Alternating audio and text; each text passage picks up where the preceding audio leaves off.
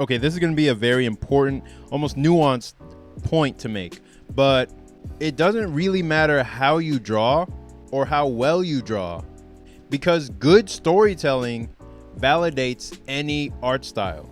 And what does that mean?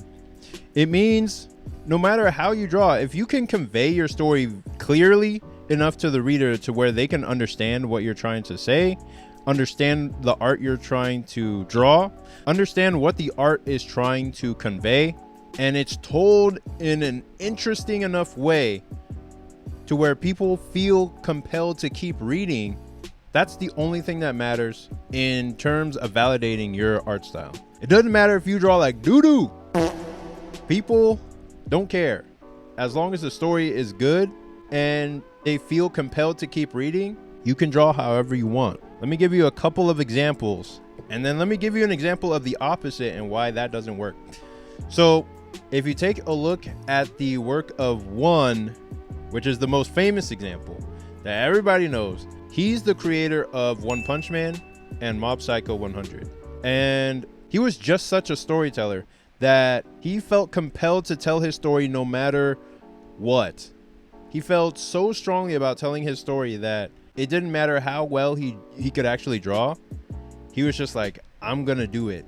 I'm going to make it happen. I'm going to put it out there no matter how badly I draw, because I'm just that compelled to tell this story. And so One Punch Man was born, Mob Psycho was born, because he had that inner ability to tell story in a sequential fashion and convey his ideas clearly enough so that people kept wanting to read.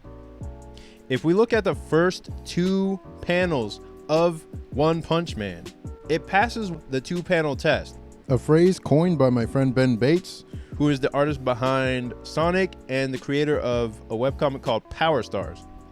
And in the 2-panel test, he describes that the first 2 panels of any story have the ability to either hook you into reading the rest of the story or lose you completely. And the first 2 panels of One Punch Man pass that test. If you look at the first 2 panels, we see a scene of a city and then an explosion and then an alien is there. And that's enough to get into the story of One Punch Man. A lot of stories will start this off as the city, the explosion, and then give you a fake out as if it was a dream, and then the main character wakes up and it's all a dream. But no, One jumps us right into the story. One Punch Man shows up on the scene, he takes care of the villain, and that is the chapter. But he wasn't trying to do any clever tricks. He was just trying to tell us the story of this character who's too strong for the world that he lives in, and now he's got to deal with it. And so that's the example of One. The other example that comes to mind is the creator named Uoto. He is the creator of Orb, on the movements of Earth. And I watched the Orb anime about last year, and it was fantastic. And I thought it was really, really well written. I thought the characters were really well crafted, and the story was really strong. And so then when I went to the manga to check out, like, okay, what's the source material like? I was pretty surprised to see that the art was not as strong as the anime's art. You know what I mean? It was just not as detailed, one might say. But it was this creator's deep desire to tell good story that created a story as strong as Orb. He didn't care about the level of art skills that he needed. All that mattered was telling the story he had in mind. And it even won awards. People think to win an award, you need to have top tier art, you need to have top tier story. But the main thing that you need is a level of art that clearly conveys the story that you want to tell. The story itself also has to be very interesting. So it really doesn't matter how well you draw. And the thing is me and Ben, we looked up another creator who sent him some pages of their own comic, and their art was on the level of One. And we were like, okay, maybe this guy's a secret genius and he has the level of writing abilities to make up for his lack of art skills. And so we were like, all right, let's check it out and let's read it. And it it wasn't the experience that we were hoping for. It was actually quite expected what we got out of that.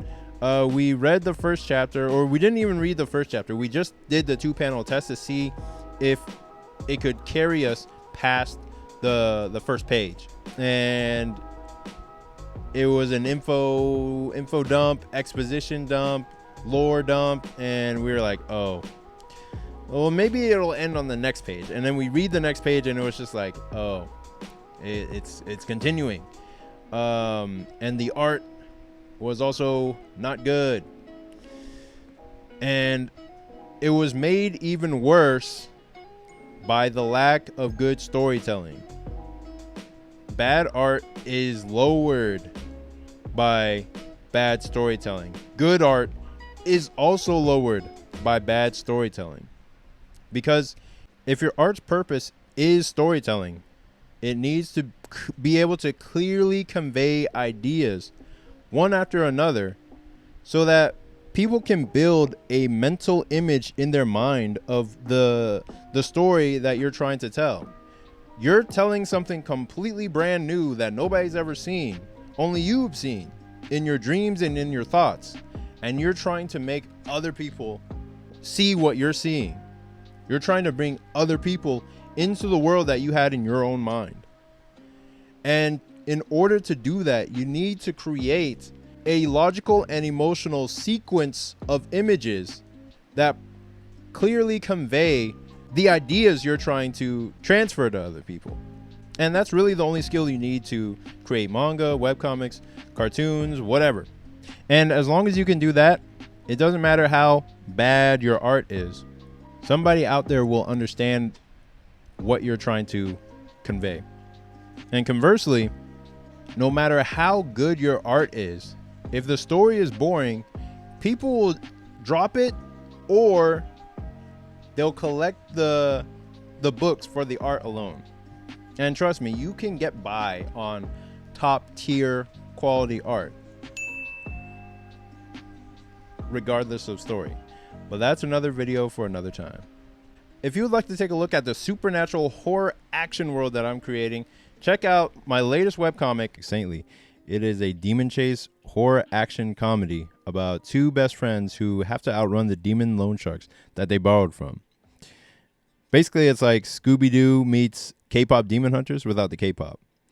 And the story backs the main character into a corner where she has to decide between the hard path to success or lose her soul to the lure of easy money. And we get to see the ramifications of her choice, and if she can hide this deal with the devil from her friend, or if it will tear them apart. And I hope you read my comic in the description and check out the story. It should appear in your email inbox or your spam folder if you don't see it. So thank you for watching. Please rate, comment, and subscribe, and I'll see you in the next one. Peace.